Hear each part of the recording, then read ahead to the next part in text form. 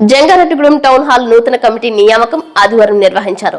నూతన కమిటీని town hall committee సభ్యులు, పట్టణ ప్రముఖులు పూలదండలు వేసి ఘనంగా సత్కరించారు. చిట్లూరి గణేశ్వరరావు టౌన్ హాల్ అధ్యక్షులుగా సత్యవరపు వెంకటేశ్వరరావు అలియాస్ బుల్లియా, ఉపాధ్యక్షులుగా బండారు పద్మారావు, కార్యదర్శిగా ఆలపాటి దుర్గారావు, సంయుక్త కార్యదర్శిగా ఎనగడప వీర రామాంజనేయులు, కోశాధికారిగా రాజమల్ల రాజారావు, కమిటీ సభ్యులుగా పిపిఎన్ చంద్రరావు, బిక్కిన సత్యనారాయణ, లంకసాని ప్రసాద్, అల్లూరి ప్రసాద్లు నియమితులయ్యారు. ఈ సందర్భంగా ఎలక్షన్ ఆఫీసర్ మొగల్లపు వెంకటేశ్వరరావు కమిటీకి సంబంధించిన పలు అంశాలను ప్రస్తావించారు. ఉన్నత పదవిలో ఉన్న అధికారులను గౌరవ సభ్యులుగా చేర్చుకోవచ్చని అన్నారు. టౌన్ హాల్ నూతన కార్యవర్గానికి మల్లాది సీతారామారావు, మద్దిపాటి నాగేశ్వరరావు, అట్లూరి సురేష్, అట్లూరి రామ్మోహన్ రావు, చామర్తి శ్రీరాములు, వెంకటరాజు, చిట్రోజు తాతాజీ, సర్వేశ్వరరావు తదితరులు పాల్గొన్నారు. ఈ సందర్భంగా టౌన్ హాల్ ను మరింత స్థాయిలో అభివృద్ధి చెందేలా తమ వంతు కృషి చేస్తామని నూతన అధ్యక్షులు సత్యవరపు వెంకటేశ్వరరావు, ఉపాధ్యక్షులు పద్మారావు, కార్యదర్శి ఆలపాటి దుర్గారావు తదితరులు సిటీ న్యూస్ తో తెలియజేశారు.